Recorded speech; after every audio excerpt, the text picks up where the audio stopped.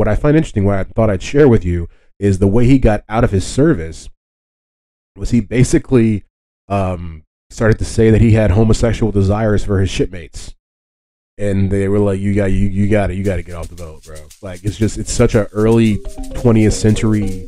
Like, my name is Richard Dix, and this is How Did That Happen? A podcast where I look at everyday things or events and try to figure out how they came to be. Every week, I will research one topic, and by the end of the episode, I hope to truly have the answer to the question, how did that happen? Hello, and welcome back to another episode of How Did That Happen? HDTH. This week we are discussing cassette tapes and compact discs. I learn a lot. I'm going to share it with you guys. We learn about where this technology comes from, where it started, who started it, all the ideas that had to do with that. Before we get there, as always, 7 days a week, you can find out how things happen over at hdthappen.com. There you will find episode transcripts as well as pictures and videos for every episode. There's also a blog over there with articles that are written by yours truly. I've written on such things as the Uvalde shooting, Takeoff's murder, and even the most recent Damar Hamlin's cardiac arrest on the football field that's happened this past week.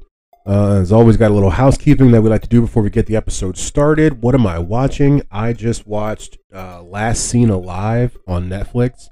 It stars Gerard Butler, and he ends up going looking for his wife after she disappears at a gas station. It's pretty good if you're just looking for something to kind of waste a Saturday afternoon on. I think it's like an hour and a half, maybe a little bit more. Got a lot of twists and turns that do make it worth a watch. I also just watched that show, the new show Kaleidoscope, also on Netflix. The interesting thing about this show is you're supposed to be able to watch the show in whatever order you choose, meaning you can kind of pick as you go. The episodes are named after colors, and the colors are actually represented during the show. So you have like the red episode, people will be wearing red, things in there will kind of be red tinted. It kind of helps you kind of keep track of what's going on. I love the idea.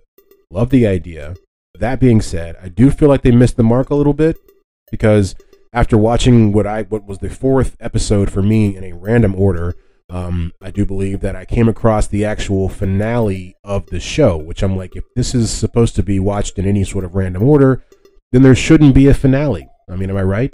I don't know, because it was like the credits rolled differently, and if you watched it, it wasn't the fourth episode, but you kind of come to the end, and I don't know, there's no end to a kaleidoscope, but I think that the ideas behind it are actually pretty cool. I love the idea of watching a show in any kind of order. It's almost the same way as them revolutionizing, this media when they dropped all of House of Cards at the same time, and everybody was like, whoa, we can watch the whole season whenever we want, so we'll definitely see what happens as different people take different shots with this type of media.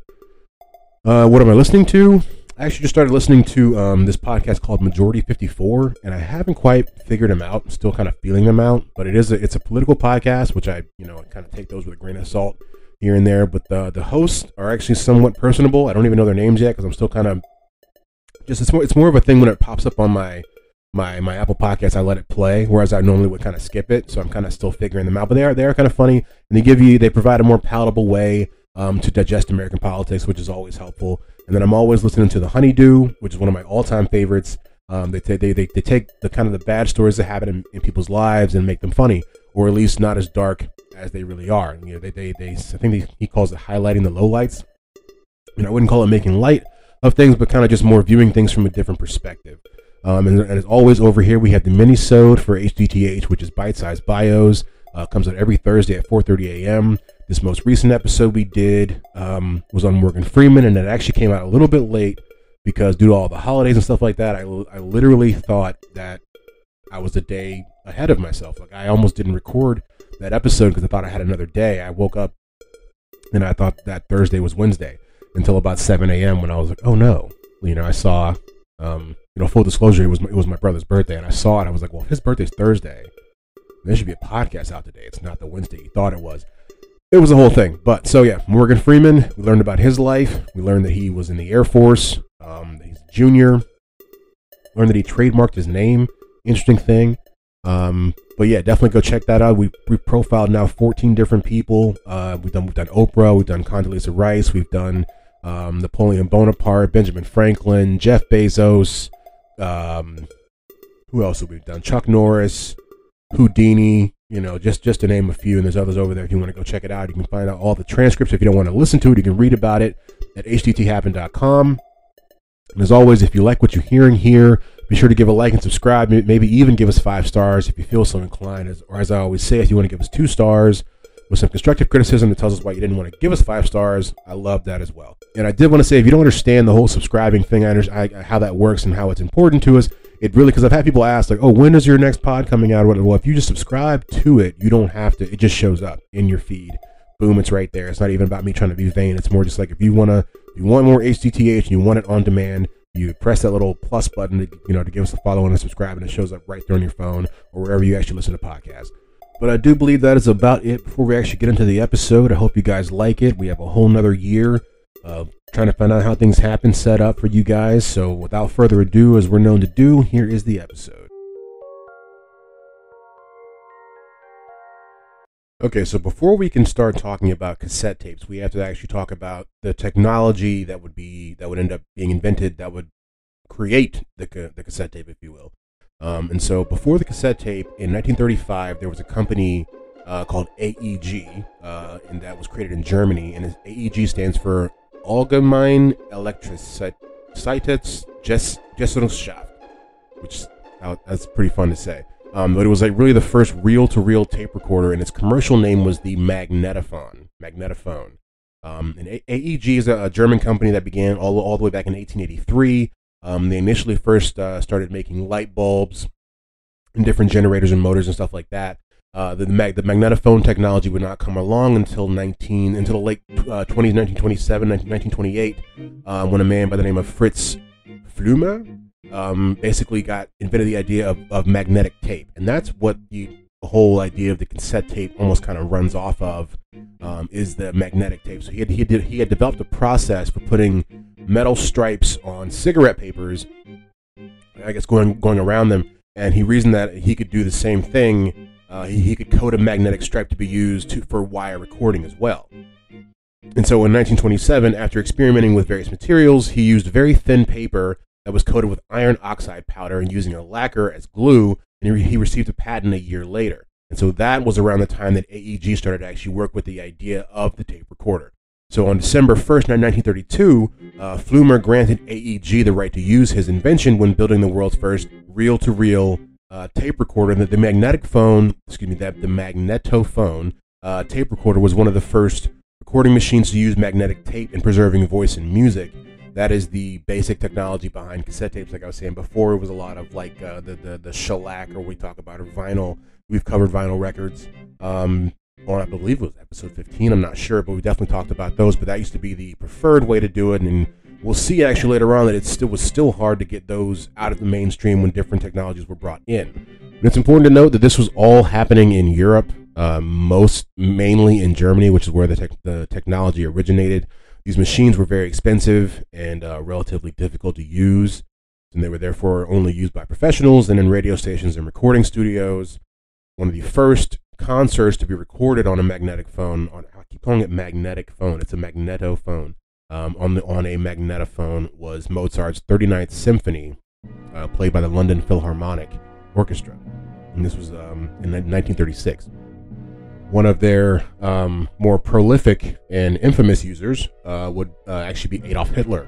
He found this technology very useful throughout the war, and he used these machines to perform what appeared to be live broadcasts from one city to another while he was actually in different cities.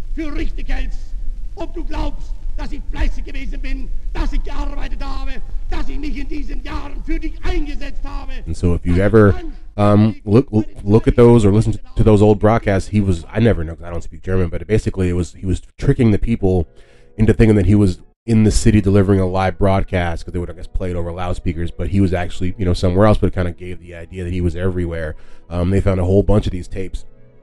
So the next time you hear a Hitler speech, was more than likely recorded on a magnetophone, and this was actually another a very important piece that the Germans were using during World War II. It was a very closely guarded secret at the time. The Allies were aware that it existed because it had existed before the wartime, but they didn't know how the technology works specifically, and so they couldn't recreate it. But like I said, they knew that it existed, but they did not know the full details of its construction.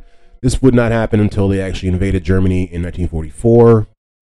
And so this is basically basically the Allied invasion of Germany is what brings the cassette tape technology to America. Basically because we wouldn't have had it without that. And so what you see is that near the end of the war, while serving in the U.S. Army Signal Corps, there was a major named Jack Mullen who was assigned to investigate German radio and electronic experiments. He was the one who found the magnetophones on a trip in Frankfurt, I believe they say. And so it was really easy for these guys to just kind of take the technology, because what happened, I mean, when we all know the history of what happened, Germany loses the war, and so the copyrights that everybody had on all this technology and all this recording equipment kind of just goes out the window when Germany itself is barely even a country anymore. And so these guys kind of just hop onto it and take it for themselves. So because like I said, all the companies who had rights, all the German companies lost all their rights when the war was over. And so Major Mullen, he got 2 of these magnetophone guys, these magnetophone recorders, and he brought them back to America, and he produced copies, basically. And he demonstrated them to the Institute of Radio Engineers in San Francisco on May 16th, 1946. So it's really interesting. You can't gloss over the fact that we wouldn't have cassette tapes if it weren't for World War II. I mean, I would not have gotten into this thinking that that'd be the case. I definitely wouldn't. I thought this was just made, I don't know, honestly, by just like some nerd in, Idaho. I don't know. But we see that there's, and we'll see even later on with compact disc and all that different stuff. I mean, depending on how you think of the first, a lot of them do. A lot of the first attempts come from Germany, and so basically, the technology from then would just kind of continue to go on and become more easy to use. By 1953, 1 million U.S. homes had tape recorder machines. They were first used in studios to record radio programs, but they quickly found their ways, like I say, into schools and homes. In 1958, following 4 years of development, RCA Victor introduced a stereo quarter-inch reversible reel-to-reel tape cartridge, which allowed, more just the continued spread of the cassette tape, basically. And the Victor machine would actually go on to fail, but it would serve to kind of create the basis, the foundation for people wanting to have some sort of recording machine in their home. We will get to actually the real cassette tape as we know it here in a second, but we're going to start with the 8-track tape, which I think a lot of people have of older people who are a little older may know more about. I have only heard about it in my life. I've actually found out a lot of things about not just the 8-track, but about compact discs that I had no idea, because I'm only 31, so a lot of this stuff, the technology and how it got here already happened by the time I was coherent. And so we see that in 1953, a man by the name of George Eash, I think it's Eash, it's E-A-S-H, he invented basically a what do they call it? A Fidelipac cartridge, which was also known as the NAB cartridge, and it was formerly called the Stereo 8.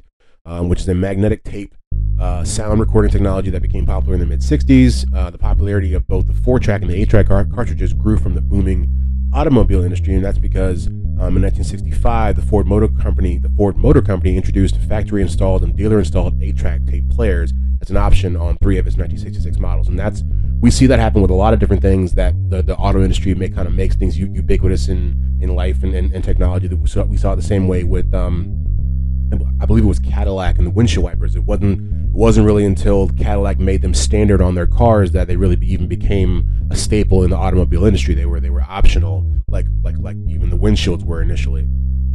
And so 1978 was the peak year for 8-track sales in the U.S. They pretty much started to decline after that. And then what we'll see is, like I said, we'll get to the creation of the cassette tape as we know it, right? And so the father of the cassette tape is a man by the name of Lou Ottens. And old Lou Otten, Lou, as we'll call him, was born on June 21st, 1926, in a village in the Netherlands. The village is called, I think, Bellingwold is how they pronounce it. Probably not, but that's how I just did. He always had an interest in technology, even from an early age. He also has a World War II origin story, as a lot of these guys at this age do. While in his teens, during the German occupation of the Netherlands, he constructed a radio that he would secretly use to listen to the Radio Orange broadcast, which I don't know what that is. I actually just looked that up. The Radio Orange broadcasts were they were broadcasts that were coming from London in World War II that were about basically just telling them what was going on, the current state of affairs in the world and with the war. They were like 15-minute broadcasts. That's pretty interesting. I think when you put a J in orange, it just sounds so much cooler than just saying orange. It's like orange. But so yeah, after the war, he went to school at the Delft University of Technology. He started working as a drafting technician for an X-ray technology factory, and then he would go on to work for Philips. The company Philips created two different design teams to try to make a tape cartridge for thinner and narrower tape players, basically, so that they could use what was in the reel-to-reel tape technology, but make it more of a compact sort of design. We'll see the word compact will come back a lot throughout this, actually. And Lou Otten's team was the winner. When they picked his design was the two-spool cartridge that we all know and love, and they introduced it into Europe, into the European market at the Berlin Radio Show in August 30th, 1963. And in 1964, it would come to America under the Norelco brand. And it's important to mention that they trademarked the name Compact because the Compact cassette came a year later. So, and that's something that I don't think I never put two and two together until almost the end of doing this research, that's where the term compact disc comes from, because it's compact. Philips is also the one who kind of created and marketed the compact discs, and so they used the same name, compact, to make people think back to the idea of the compact cassette. So that's where the CD, that's where the C in CD comes from. You would think it just comes from the idea of being compact, but it's even deeper than that. It actually goes back to a trademark that they made back in the mid-'60s. Philips also offered a machine to play and record the cassettes, because that's what's kind of this whole compact thing that's what bring about the whole bring your music with you sort of thing. And it was called the Philips TYP L3300. And they made a couple of those throughout the years. And by 1966, over 250,000 recorders had been sold in the U.S. alone. And Japan soon became the major source of recorders as well. By 1968, there were more than 85 different manufacturers that had sold more than 2.4 million players. And what we'll see actually as we go on here, something that I never really thought of, is that when you start to change the technology for how people listen to audio of any kind, then the audio, at least for that at that point, you had to have some sort of audio player. And so that would have to change as well. And so that we'll see that actually is one of the reasons why a lot of companies are reluctant to take these the new technology, not because it may not be better, but because it could cost more money for them to change all of the stuff they have to do, to outfit their factories to now make CDs instead of vinyl, or to make tapes instead of vinyl, or anything like that. It makes them want to just keep with what they're doing, even if the new technology might be better. And so we'll see by the end of the 60s, the cassette business was worth more than $150 million. So let's not forget here, folks, that it all came from Nazi technology. I mean, I guess not Nazi, but pretty much Nazi technology. And it was basically taken during the war. And cut to 20 years later, and it's a $150 million business. I just think that's kind of why I look into this stuff, because who knew? I had no idea. And so that will bring us into the 70s, and we can talk about the Walkman, the Sony Walkman. It went on sale for the very first time, I believe, on July the 1st, 1979. And so it's an interesting idea or theory or perspective to look at, and to say that the Walkman wasn't really a breakthrough in technology of sorts, but more in imagination, or like the idea of how you could have music or audio with you, because everything that the Walkman needed to exist already existed. It wasn't like, I don't know, it wasn't like we're seeing the iPod or something like that. It was like everything was already there. And we'll find actually that the Walkman itself was already a prototype that existed for journalists. It had just never been thought of to put into music form. That's what we kind of mean about the idea of like the breakthrough in imagination, because it's already there. It's just about the way that you look at it. And so the first time they actually ever really thought about using it for music was when the chairman of Sony was a really big opera guy. He, as I said before, these older guys, they all have these World War II origin stories. He was in the Imperial Japanese Navy during World War II. It's interesting when you look at, like, all these guys were in like the same club, if you will. But so he was really into opera, and he wanted a way to listen to his opera while he was on all his flights to do his business. And so he asked the good people at Sony, his company, to make him something he could do that with. And what they did is they basically repurposed. Let's see. I think it was the TCD5 is what they called it, which was already there. Was for, like I said, was for the journalist, and so they made a couple of tweaks and gave it to him with some different headphones because it was, I guess, a larger thing. It wasn't as portable as the Walkman is or was, and he loved it. And so they were like, "We got to make this for everybody else. We're gonna make it for the public."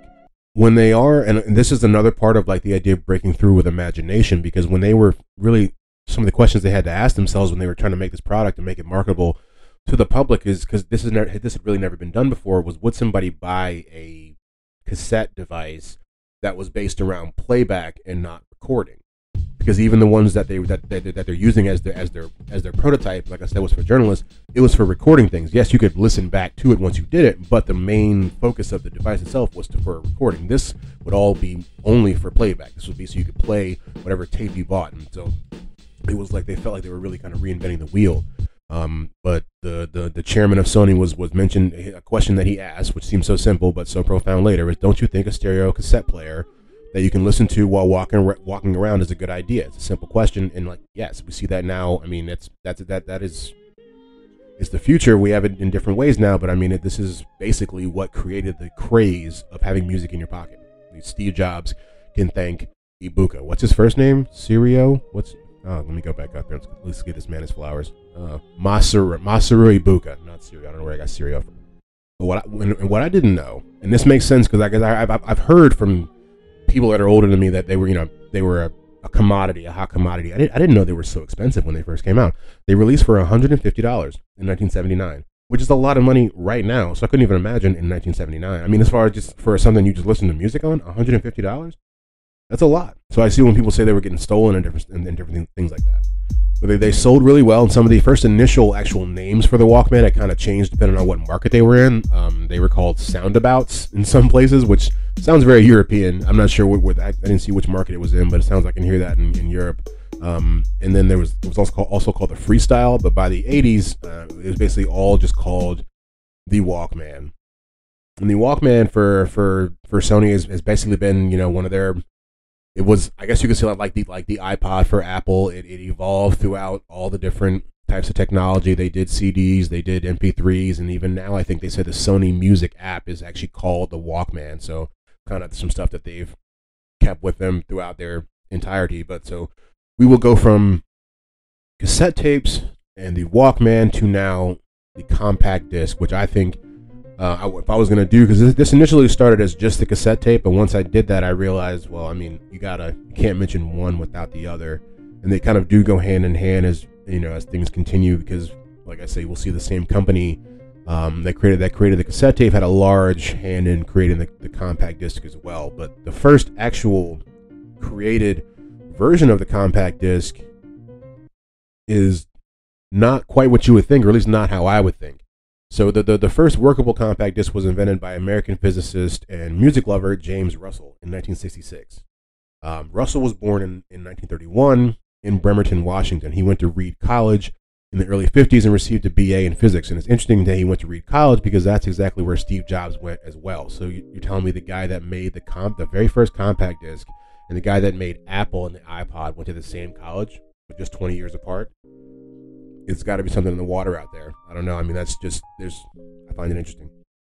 But what I also find interesting about his creation is that he created a version of the CD that didn't actually spin. That's where his is different. It was the first. It's not what we know now. But the first one didn't actually spin. It was the same kind of disc, but he had a little rotating arm that would rotate around it, almost similar to like a vinyl, but it wouldn't touch. I'm just saying it would circulate the disc itself. And that would be a data reader on that. That's how it would get the information. And he did this because he found himself basically frustrated with the poor sound that was coming from his vinyl. And so he worked with that for a little bit before finally deciding to try to invent the first compact disc. And so obviously it's not the one that we know, and so he doesn't get as much play as far as like being the guy who made it. But I thought we should include him first before we actually get to the one that we know and actually gets made, the actual compact disc CD that we all know and love. All right, yeah, and so we'll start quickly with how CDs work. So the technology of the compact disc can be grouped into three key components: digital data processing, optics, and mechanics. The basic mechanics of the CD is that laser beam is focused onto the surface that contains digital information in the form of tiny pits. Due to the mirrored surface of the disc, the laser beam is reflected with a pattern of the pits to a photodiode. I'm not sure how you pronounce that. The signal is then detected and converted into analog audio information. So that's how we basically get from the shiny disc to actually some sort of actual data. So enter a man named Norio Oga, who was an opera singer before he started to work for Sony in a number of different capacities, and he would eventually go on to become the CEO of Sony, and he is also considered to be the father of the CD, the compact disc. Initially, Oga headed Sony's tape recorder division, he was basically one of the people behind the Walkman, and so that was very successful. So when he started to say something else about let's make this new thing, they all kind of, they at least listened. They weren't initially all sold, but they at least gave him enough money to kind of tinker with it and kind of create some inventions. And so he would actually end up teaming up with Philips in the late 70s to kind of try to get this going. It was he who actually pushed for the disc to be 12 centimeters in diameter because it provided a sufficient listening capacity, so he says, at 75 minutes. And that was actually long enough to store all of Beethoven's Ninth Symphony, which he believes should be heard in its entirety. So that's one of the reasons why the CD is the size that it is because of Beethoven. And so Philips and Sony kind of worked together to make the compact disc digital audio system, and that's kind of the whole package, if you will, the CD and the CD player. Now, not the CD player but as far as when they made the first compact disc, they had to have a player to play it as well. And so their partnership would end in 1981, not like in a bad way. It was just they kind of at this point we made it. Now we have to go start making different things because we're different companies. But they agreed that if either of the companies was ever unable to design a commercial product, that the other would donate its design. So they were trying to help each other out, but it was just like, now it's time to go separate ways. The agreement was not actually needed. The compact disc was introduced in Europe and Japan and then in the United States. And to ensure that the players would actually be used and could be marketed well, Sony and Philips both liberally licensed their technology, meaning if you wanted it, you could pretty much get it. We talked about that with the USB port and the idea behind technology and the creation of it. It can be a great invention, but if you don't let the masses use it, then it's basically no good, or it's not no good, but it won't soar to the heights that you had initially envisioned when you created it. And so by 1985, roughly 25 million CDs had been sold, and 5 million CD players had been sold. That's an interesting number ratio. And so a year after that, those numbers had doubled, and we start to see the vinyl sales to start to decline. And just 4 years after being introduced, the CDs were actually established as the principal audio medium in the music industry. So it only took 4 years for them to become, ubiquitous, basically. And I believe they say, I don't know if I'm going to say it later, but I think they say that the peak year for CD sales was, I believe, the year 2000. I think they said that's when the most CDs were ever sold, was around then. And so we'll go from the CDs to the CD cases. And this is something that I didn't know that much about. We're not going to cover too much more about it. We're going to cover the CD cases, some CD standards, and then that's pretty much it. I'm gonna leave DVDs and stuff like that out. I was gonna include that, but I'm definitely, now that I've done this, gonna do a DVD and Blu-ray and probably VHS episodes. There's no point in kind of just keep tacking things on. But so when the CD cases, when they first came out, they came out in what are called long boxes. Like I said, this predates my CD shopping. They were like 12-inch cases, cardboard cases, and sometimes plastic, and they were designed in part to make it easier to flip through when people were looking for them, but also designed to help keep them from being stolen. So the idea is if we make these things big enough, people can't walk out with them, which was also a large issue that stores had, or like one of the problems they had when Sony and Philips came to them with the idea of making CDs instead of vinyl. They were like, well, if you make them that small, people are just going to walk out with them. Like, we can't really control, we can't watch them as much. It's a lot harder to walk out with like a 12-foot long vinyl copy as opposed to like a 6-inch CD. But so that was their first idea to kind of help prevent theft. But they were said the long boxes were said to be responsible for creating more than 18.5 million pounds of extra trash each year. And after a public outcry, they were eventually replaced with plastic keeper boxes that will be unlocked, and that's kind of what I know. And they were kind of the plastic things that you would kind of flip through, and you wouldn't take those home; they'd be taken off before you leave the store. And then we just get down to the actual cellophane wrapped jewel cases that we have now. And so that's kind of the evolution of the actual compact disc case. The last thing, like I said before we get out of here, is they're actually just this. I thought this was interesting. I'm not going to read to you the entire thing that I have here, which is basically the entire schematics of what a CD should be. But they are all released in what's called a red book. And that happened in like in 1980. It's kind of just what it's the reason why I think if you were ever to get a CD that was kind of either counterfeit, or maybe made from outside these standards, you put it inside your like your CD player or like your computer or something, and it doesn't play. It's because it doesn't actually hold up there to these standards. So there are a specific amount of statistics that these CDs have to meet before they can actually be considered to be a compact disc. Like I said, that's all laid out in the red book. Then you have the yellow book, which came a little bit later. And this I find interesting because this has to do with the idea of rewritable discs, and it's a little less of a Wild West now, but it definitely was much more of a Wild West as far as you could do whatever you want, and they were selling different discs. And this is trying to they never nailed this down. Also, is interesting, which is why you still have things like the CDR and the CDRW and different things like that. And that is how CDs and cassette tapes happened. And now it's time for the roundup. And we're going to round it up. Cassette tape technology came from Germany. It was brought back after World War II. The company Philips creates the first marketable cassette tape. The first compact disc did not spin. Philips and Sony worked together to create the first marketable compact disc. Things I didn't know before, and now I know them. Never heard of these things. What are they? Alright, so for the things I didn't know before segment, I have a couple for you, and then we'll go ahead and get you out of here. The first one is that I see. And this, I'm glad I found this, because a lot of things that I see say the first CD that was ever made or produced was the album The Visitors by ABBA, which that's kind of true, but not completely. That was actually like the first like pop music CD that was actually ever made. So the first test pressing of a CD recording that was ever made was of an Alpine symphony that was played by the Berlin Philharmonic. And then the actual first public demonstration of a CD was the Bee Gees. It was an album done by the Bee Gees called Living Eyes in 1981. So it was the same year as ABBA, but this was actually, I guess, the first time that people would ever see it before it could be released to the masses for purchase. Let's see, the first CD player that was ever released to play these CDs was $1,500. So when you think about it, I mean, we talked about how much the Walkman cost. Was, I think it was $150 when it first came out. I mean, that's just wild that someone would pay $1,500 to play a CD. And I like CDs. The last one that I have is another one of those. Like I say, you find stuff out when you're looking this stuff up. And I realized when I was doing it that a lot of these guys that we talked about in this episode had ties back to World War II.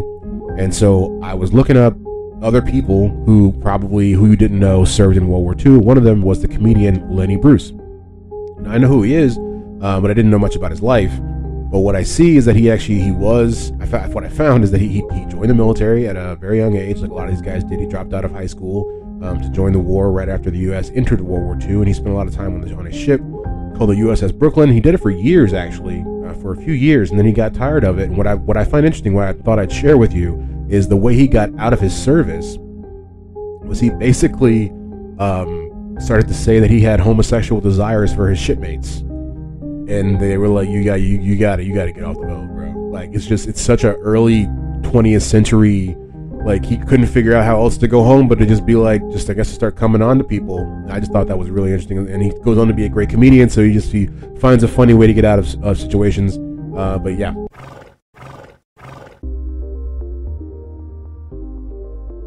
All right, that was another episode of How Did That Happen?